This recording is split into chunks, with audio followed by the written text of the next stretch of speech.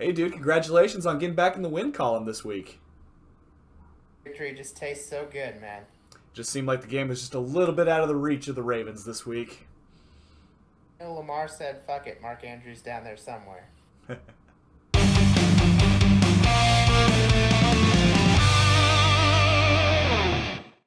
Good afternoon, sports fans, and welcome to another exciting episode of the Trajan Temple Sportcast. I am your host, professional wrestler and Kansas City Chiefs fanatic, Christian Temple, joined alongside, as always, by the terrible towel twirling Trajan. And my goodness, that terrible towel twirling is even more ecstatic this week for a couple reasons. The main being the Pittsburgh Steelers are back in the win column. The skid has finally skidded out, and a huge division win at home against the Baltimore Ravens. So without further ado, my friend, there is no I don't want to talk about it this week. There is plenty you would like to talk about. So for those not in the know, the Baltimore Ravens fall to the Pittsburgh Steelers by a final score of 20-19 at Heinz Field.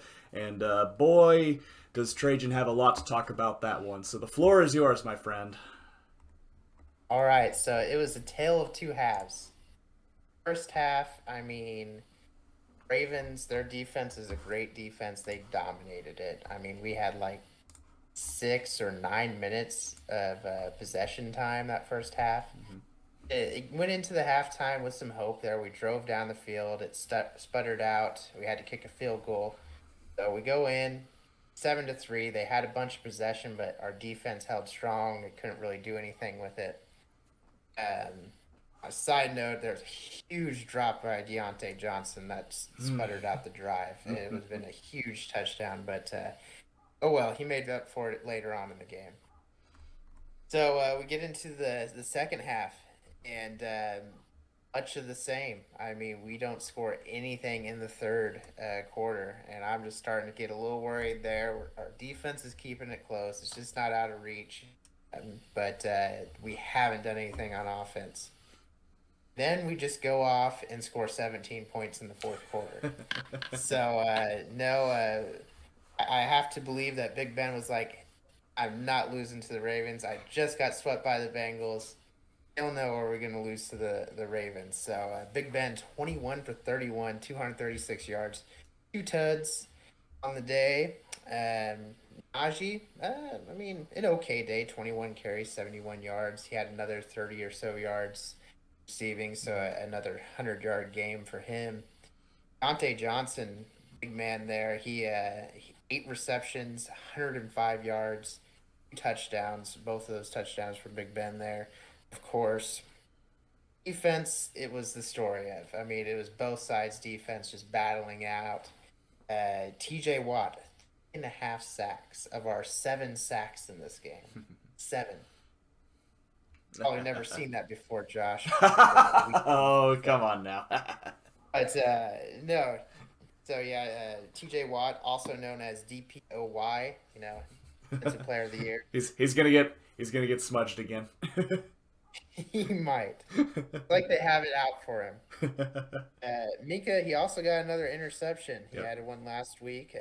This time he got one right on the first drive of the game for the Ravens, right in the end zone. So he saved us at least 3 points, maybe 7.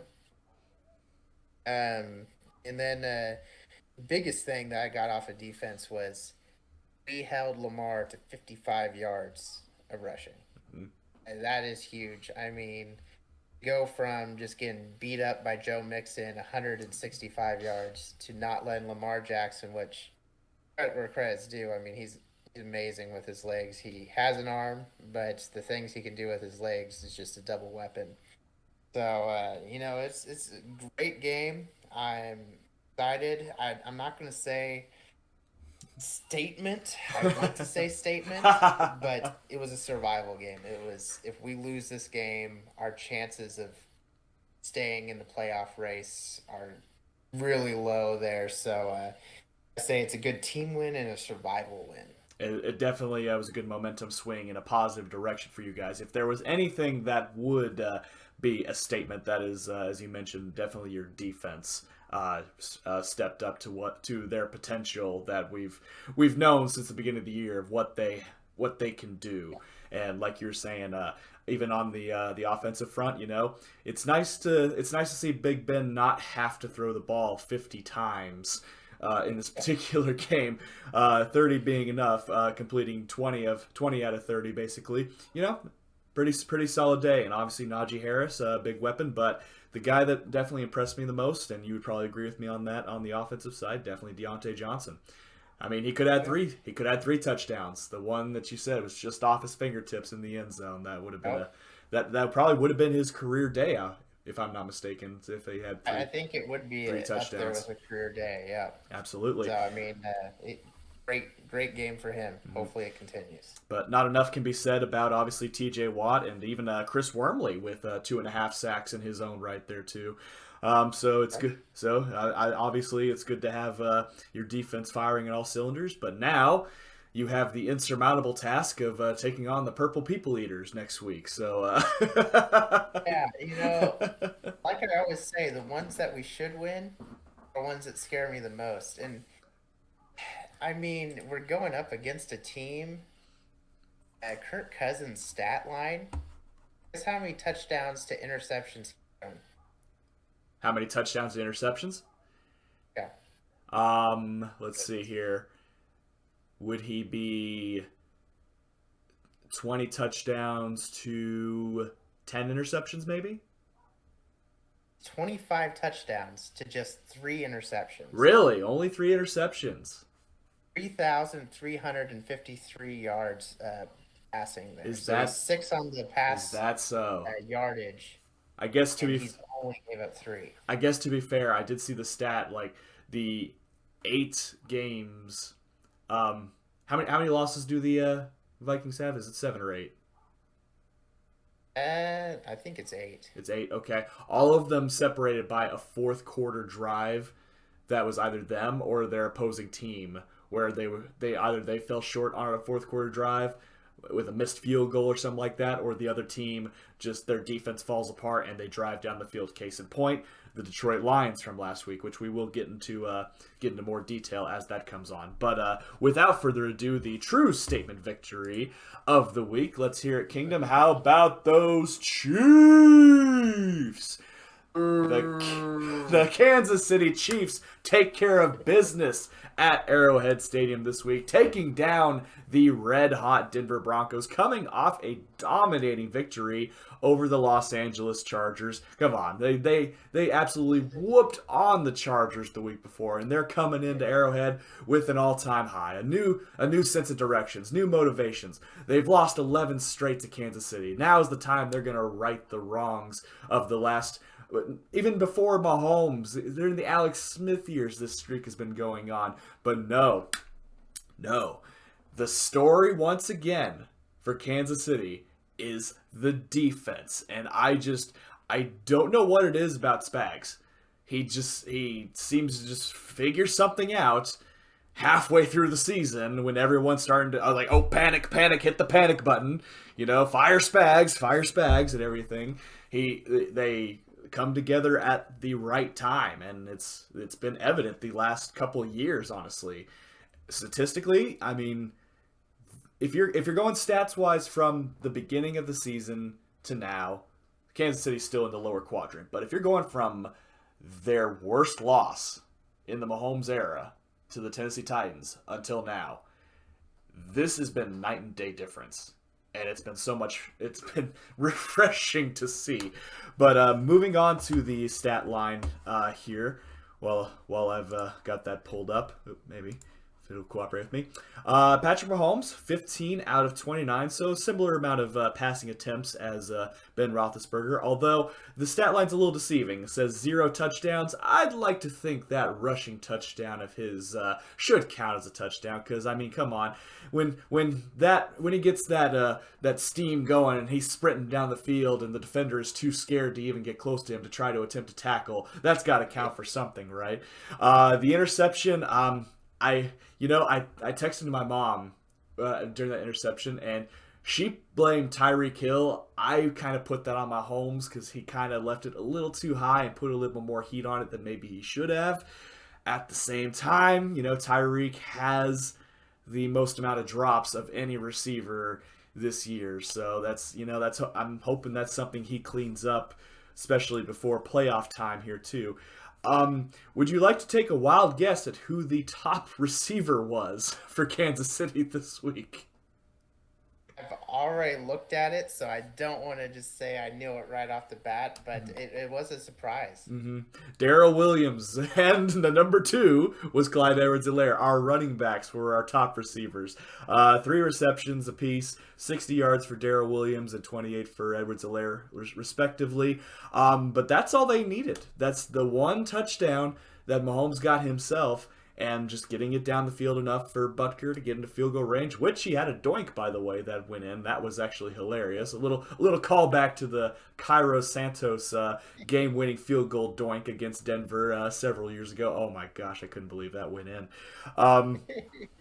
But, and that's the deal. Everyone is, kind of up in arms about the Chiefs not putting up 40 points. I like it better, the fact that you don't have to. You don't have to rely on a high-flying offense, which, by the way, is going to be limited because the Chiefs, I think it was 86% of the snaps, face a double high safety, which is more than any other team in the league. And I think the next closest is 80. So at 6%, that makes a huge difference. So Mahomes has to be a lot more patient, has to trust his run game, which, Edwards-Helaire, I was nervous with him coming back from injury. I thought he looked really good last night. He made runs like on second and long that turned to third and short, which made it easier to get the first down, which they did consistently. They kept drives alive very, very consistently last night, and that was good to see.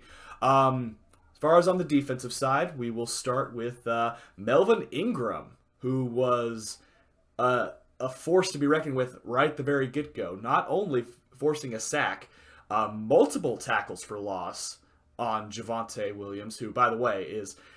Let's hope Denver learned their lesson from letting Phillip Lindsay go, because Javonte Williams, if they nurture him and keep building around him, that run game, he's a stud. He's a superstar in the making. So hopefully Denver is smart enough to, keep him in their plans for the future, because we all thought the same thing with Phillip Lindsay. We thought maybe he would be their next, star running back, and then where does he go? He's gone. So, as if they would ever listen to me, but my advice to Denver, keep a hold of Williams. He'll be something special someday. But back to Melvin Ingram, forced also an intentional grounding on Teddy Bridgewater, who did not look comfortable in the slightest. Cortland Sutton, Noah Fant, and Jerry Jeudy, they were almost non-factors for most of the game. Which brings me to the secondary and the best moment of the night.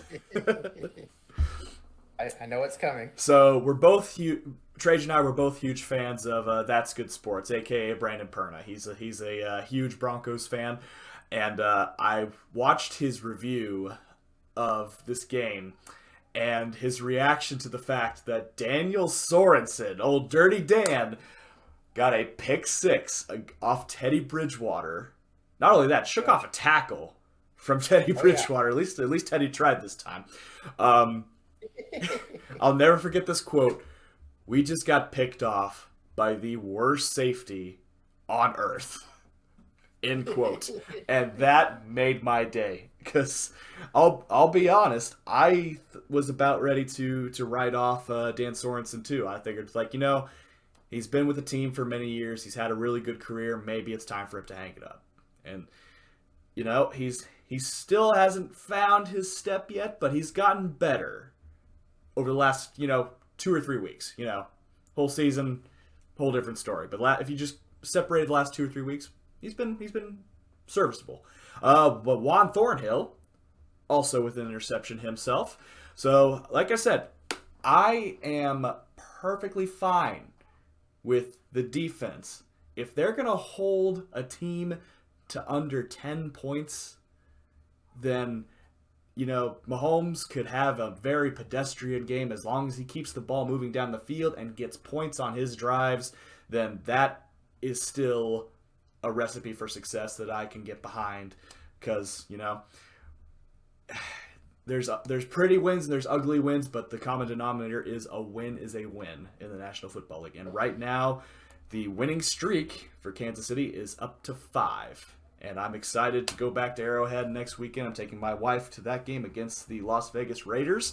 And I'm looking forward to sweeping the Raiders, especially since they took one against us last year. So time to put them back into their proper place. But as I understand it, Mr. Trajan, you have some statistics that you would like me to listen to. And the floor is yours. I would like to see what you have to say. I don't want to rain on your parade, but patient Mahomes, the stats aren't showing that it's patient Mahomes. I mean, his QBR rating, 44.3. Okay. 44.3 is quite good. So let me ask you that's for the whole season, right? That is for that game. For that game? Oh yeah, I knew this for that game. Yeah. It's not showing he's patient. But wait, hold on. His QBR was what? 44.3. I'm showing 62.8. That game? Yeah. Yeah. I'm on the ESPN, so maybe they're wrong. Maybe so. I'm showing 62.8, which by no stretch is. Oh, is it RTG or QBR? It says QBR. Okay. Yeah. So. Which well, still, that's not mind-blowing numbers, obviously, but it's like 43. Wow, that sounds low. And then I looked up and I'm like, oh yeah, it's different on mine. So, but anyway, I'll give you the benefit of the doubt there too. No, he was not. Let's see. Well, he was under 200 yards passing, which isn't Mahomes like, obviously. One interception, no touchdown, but yeah. But then you got besides Mahomes' struggles, then you got the Tyreek Travis connection that they have there. 27 attempts to them. Guess how many catches they got, Josh? Would that be? Let's see here. How many catch? Let's see. 5. So 5 between the two of them. 5. Yes. Between the two of them. Yep. So red flags all over the place. You're talking about defense turning the tide. Well, let's talk about this 5-game winning streak where you guys defense has been so great. All right. New York Giants. Okay. Yes. 20-17. It's a win is a win. We talked about that. It's great. But it's the New York Giants. Everyone's been beaten up on them. I will not argue that. Obviously, the New York Giants, as our good friend Skate 3 Tommy will probably admit, are nowhere near the juggernaut that they were with a certain Eli Manning at the helm. And also, yes, Saquon Barkley was out. But I will counter that with a running back that is statistically a lot better than he is with Ezekiel Elliott. And we held him very, very well. And I will also point to our 20, which I hate that you're making me do this. I will point to our 27-3 loss to Tennessee, where we held Derrick Henry to one of his worst games before he got hurt. Oh yeah. But continue.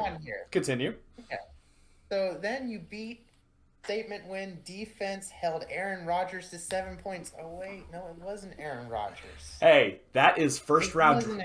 That is first round draft pick Jordan Love. I will not let you besmirch the name of Jordan Love that way. Oh, I can besmirch it all day long. Hey, hold on. When you have Vontez Scantling, Randall Cobb, Devontae Adams, Aaron Jones, and A.J. Dillon on your team, my God, even Matt Castle could make that team look phenomenal. So I don't want to hear anything about Jordan Love because for another reason, hold on. 2019, the Green Bay Packers only beat Kansas City by 7 points because they held Patrick Mahomes. Oh wait, no, he was hurt too. It was Matt Moore, who I believe is worse than Jordan Love. I'm not talking about their defense. I'm talking about your guys' defense. And Jordan Love looked pathetic in that game. You can agree with that. Hey, Every quarterback gets nervous going to Arrowhead. Every quarterback. All right. So we'll move along. Week 10, Raiders, I'll give you that one. You guys had a dominant performance. It was a great game for you guys, 41-14. Offense looked great. Mm-hmm. It's just the fact that it just dropped right back off again. You talked about Dallas with Ezekiel. Ezekiel hasn't been putting up the numbers this year. I mean, yeah, if it was a few years ago, Zeke, I'd be pretty proud of you guys. Hey, but, it's not the Chiefs' fault that McCarthy's not smart enough to feed the Zeke. Not feed the Zeke. It should be Pollard or whatever. Or, yeah, exactly. It really should be Pollard, honestly. But also, you guys were just queuing in on the run because their top receivers were out. They're playing with nobodies out there. Yes. Nobody's like Wilson or Gallup or CeeDee Lamb. I mean, he was injured. He got injured in that game too. But Amari Cooper, come on. We've owned Amari Cooper ever since he was a Raider. I'm just saying, most of the targets go to those people. They were not even in the game, so it was mostly running. And come on, Trevon Diggs was a non-factor. That's how good our offense was in that game. Then you had bye week. You guys won bye week. You guys always win bye week. Absolutely, we do. Andy Reid's the master of the bye week. Don't come to me on saying Denver Broncos, this great team, because you've been calling fraud all year. If I could bring back all the highlights here, you'd just be fraud. They're not good. Anyone can beat the Broncos. I'm tired of hearing about them. But don't even bring this up to me that it was a great offense. They literally handed you that one. You fumbled the ball twice. Hey, Bridgewater has, at least on ESPN's, still shows a quarterback rating of 25.5.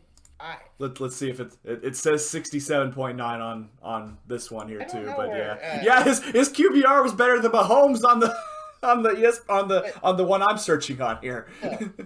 He at least threw a touchdown pass. But, yes, he did. But still, I mean, come on there. I mean, it's just, I don't think your defense is that good. I mean, you go and hold. What's his name? Hubert. To a game like that, I will say your defense is good. Against Justin Herbert. The people at Justin Herbert. Okay. Well, then, I'm not saying your defense is good. I'm saying that your defense has been bailing you out because your offense is trash. It's trash right now. I'm sorry, bro. It's trash. All right. Mahomes has the 4th most interceptions in the league right now. He's just throwing the ball. He's making things more complicated than it has to be with his sidearm pass. You say complicated. I say interesting. I think but it's not working. I mean, it's like doing touchdown dances when you're down 44-zip. It's not impressive when you're not doing that good. But so, yeah, I'm just saying, pump the brakes there. There's no brakes on this train, baby. Choo choo, we're going all the way. as urinating trees say, Stellar Super Bowl. The Chiefs are going to reclaim their crown.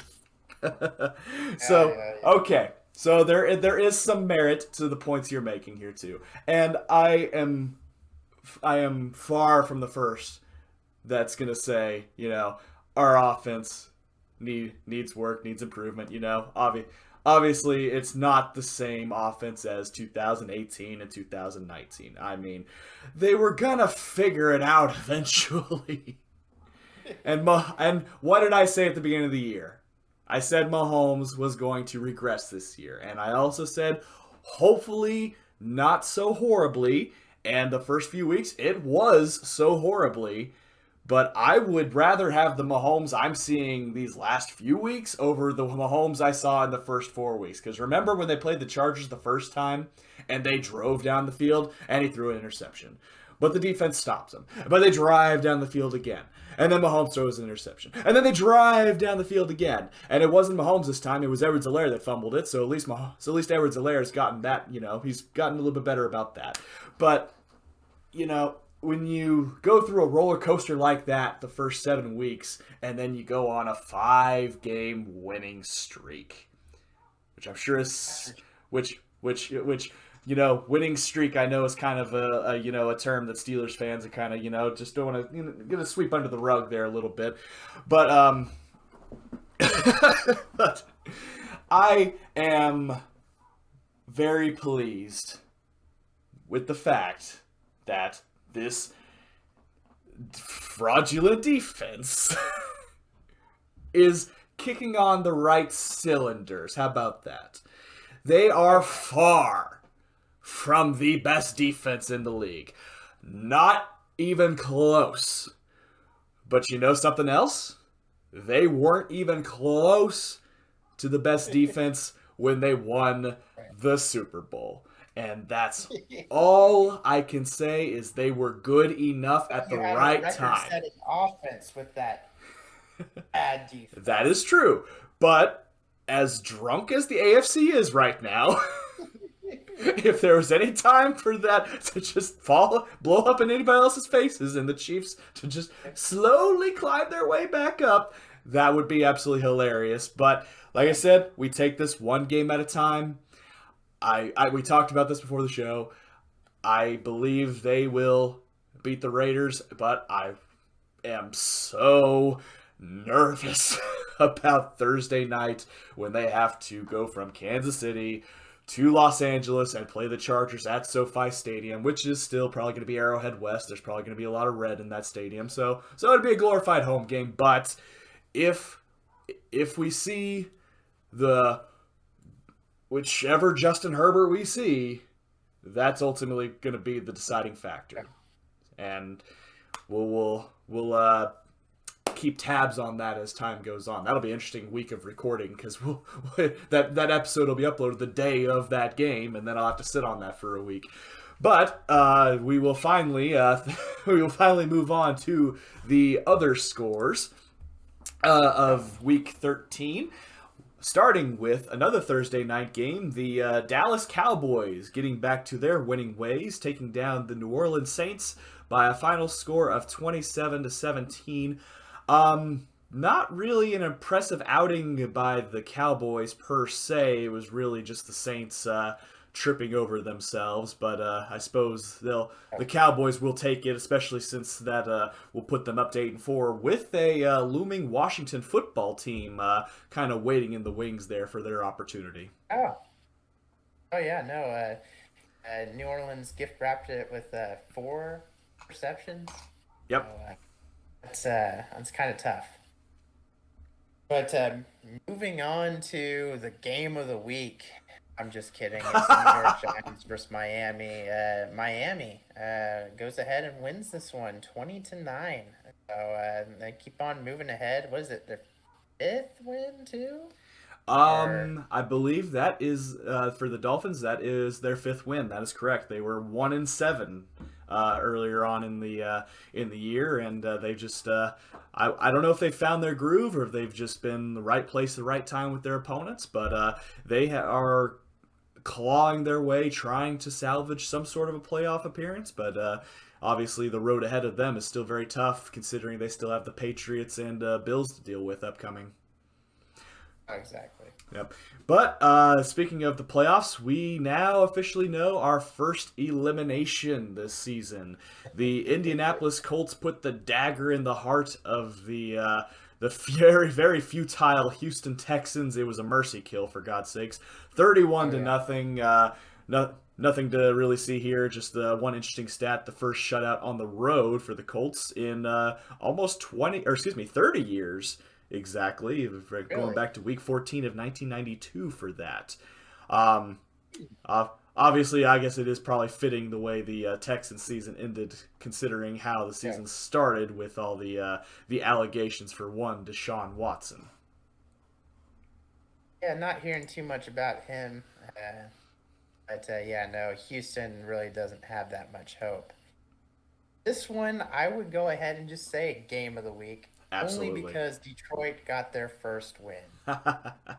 We gave them their first not loss, but they got their first win versus Minnesota. And like I said, Kirk Cousins is playing great. His connection with Jefferson, outstanding. It's just their defense just lets teams win right in the fourth quarter. It's just crazy. So all the props out to the Lions, 29-27. And I guess that just goes to show you can have someone with great quarterback stats and they will be on a team like the Vikings, or you can have a quarterback with very mediocre stats and they could be in a good place for a playoff position. So it all depends on the team around you. And right now, and the Vikings are a very interesting team, and they will have a very interesting game next week with they will go in with the only team to lose to the Lions against the only team to tie the Lions. So a true marquee matchup next Sunday night. Is that? No, Thursday. It's It's the Thursday night. Thursday night game. That's right. That's right. I knew it was like a prime time esque game or something like that. I just couldn't remember if it was Sunday night or Thursday night. But something else that would always be a marquee matchup, and I say that with tongue in cheek because absolutely not for the New York Jets. The Philadelphia Eagles, Minshew Mania, running wild all over them with a final score of 33-18. And if you need any insight of how that game felt for Minshew, just watch his post game celebration with his father in the parking lot. All of it. That's the face of a man that is very happy to be representing his proud team of the Philadelphia Eagles, the team that never gave up on him, that's been with him every step of the way. But on that note, the Eagles still trying to find their identity with the Cowboys and the Washington football team just barely ahead of them. I don't see the Eagles making a true final push for the playoffs, but wins like that they will most certainly take. That gives the fan base hope there for the future. And hats off to Minshew. I hope he can finally find a starting position out there that give him trust in the ball there. Because I mean, he looked great. He was definitely worth being pumped about. But it was versus the Jets. But I'll let him celebrate. Absolutely. Moving on to Arizona, beating up on Chicago, 33-22. Big storyline in this one here is Kyler Murray is back after what 4 or 5 games being out, so that's a huge thing for Arizona. Um, and they also had Hopkins back in this game too, which I unfortunately left on the bench, but it's whatever. Yep, you you, But you said it right. The huge return of uh, Hopkins and Kyler Murray, and that was a good team to really test themselves against coming back from injury. With that being the Chicago Bears, who are just they're just in limbo right now with the whole Andy Dalton Justin Fields QB controversy. But and yep, fire Nagy. and the fire Nagy chants ringing out through Chicago. But yep, the Arizona Cardinals staying where they want to be at the top of the NFC. So they are very much in control of their own destiny, and we will definitely keep a close eye on what their future holds. But moving on down to another very interesting game, the Los Angeles Chargers taking down your beloved Cincinnati Bengals. Um, Thank goodness. so this was interesting because at the end of the first quarter, you had the Chargers up 24-0, and it's looking Yep. like a convincing rout. And then the Cincinnati Bengals just absolutely burst into life out of nowhere, come back within 2 points, 24-22, but a big mistake by Joe Mixon fumbling it, a scoop and score by the Chargers, and they just never looked back. Chargers take that one by a final score of 41-22, and moving themselves into second place in the AFC West. So right now, definitely the biggest threat to Kansas City's divisional streak. But also the Cincinnati Bengals, like I said, that their loss definitely helps your guys' cause. Oh yeah, no, we're just behind them now. They're 7-5. We're 6-5-1. Don't talk about that one, but But yeah, no, big storyline from this one. I don't know how much it's going to affect him, but Joe Burrow dislocated his pinky, Mm. and on his throwing arm, so that might affect his accuracy going down the line. I don't know, but he was definitely getting roughed up there a little bit. So then we got Tampa Bay, Atlanta. The What you would expect happened. Mm-hmm. Atlanta lost to Tampa Bay 30-17. But the highlight of that game was Tom Brady throwing a pick right into the big man's hands where he goes in for a pick six. Hats off to him. I imagine that was exciting. Anytime the big man gets the football, it's fun to see. But yeah, no, Atlanta, they're not a team that anyone's fearing. So Tampa Bay keeps on chugging along, getting those victories. Absolutely. I bet it was also fun not seeing Antonio Brown on the field for once. No, I kind of moved on from that. At first, I was a little bitter about it, but I hope he improves. He gave us some good years, but he definitely did a little fraudulent deal there that got him in trouble. It's just like, come on, dude. You're already under the microscope. Don't make it harder for yourself. You expect fraudulent from the guy that tried to paint over his old helmet to try to follow protocol with safety in the NFL. So, but yeah. Well, anyway, speaking of protocol, the protocol of the Jaguars losing to high-powered teams was followed at SoFi Stadium. The Rams shoving their fists straight down their throats with a final score of 37-7. Not a whole lot to talk about there, but I definitely want to talk about this one. The Washington football team going into Allegiant Stadium and taking down the Las Vegas Raiders by a final score of 17-5. Mr. Johnson with the go-ahead field goal, 48 yards with 37 seconds remaining, and the look on Derek Carr's face afterwards was absolutely priceless. And the Raiders fall to 500 alongside the Denver Broncos, and I'm more than excited to see Kansas City put them below a 500 record, especially considering the Raiders started the season 3-0. Oh my goodness, yeah, losing their coach, it seems like they've lost all direction. They've had so much controversy this year. You can just see the team is just collapsing. And no one is strong enough to just put the pieces back together. But moving on, we go to San Francisco, Seattle, and Seattle comes back and finally wins the game. Incredible. 30-23. Crazy. I believe in the first part of it, it looked like San Francisco was going to walk away with it. Mm-hmm. They had it was 14-7 in the first quarter.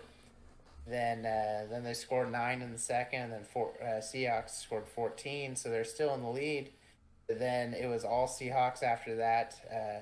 9 points for them in the third quarter. No one scored in the fourth. But Russell Wilson gets him a win there and to move him to 4-8. But that's the only positives for that team. Definitely two sides of this game. Multiple goal line stands by both defenses in this game. But this was a devastating loss for the San Francisco 49ers, who thought, they were finally righting the ship and getting the momentum swung their way. And they might still have a chance, but boy, does a loss like this really impact your momentum in the long run. But we will definitely see how that goes. The Seahawks, their fate is probably sealed as far as the playoff race is concerned.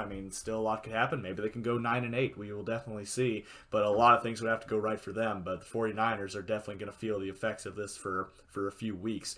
But the effects of the weather were on full display on the Monday night matchup, where the New England Patriots solidified their first place spot in the AFC East, taking down the Buffalo Bills.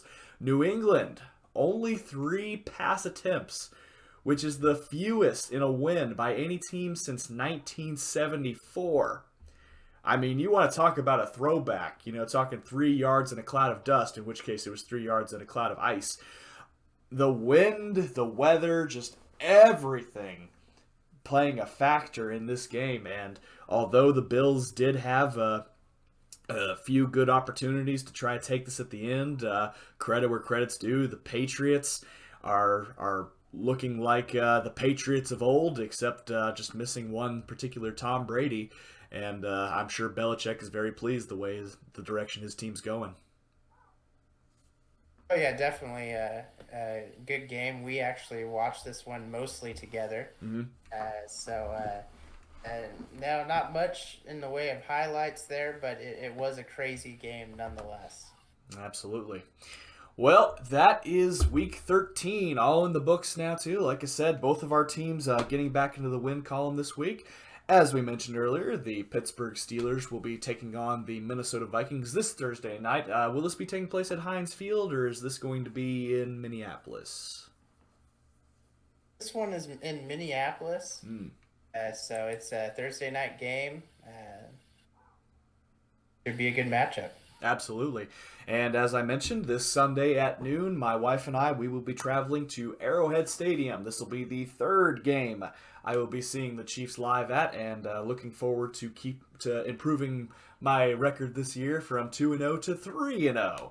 And looking to go 2-0 against the Las Vegas Raiders this week, and absolutely looking forward to that. And then, December 26th, it's finally going to happen. The matchup, the Temple and Trajan matchup. We can finally get another pose, maybe for our profile picture on the next episode or something like that. We'll see. We'll see how that goes. See if actually any real punches are being thrown in that game. But that is our show. Thank you, everybody, so much for watching. Click like if you like the video. Click subscribe if you really enjoy it. Tell all your friends. We are getting close to the playoffs, and we hope you enjoy the ride along the way. This is Temple and Trajan, signing off.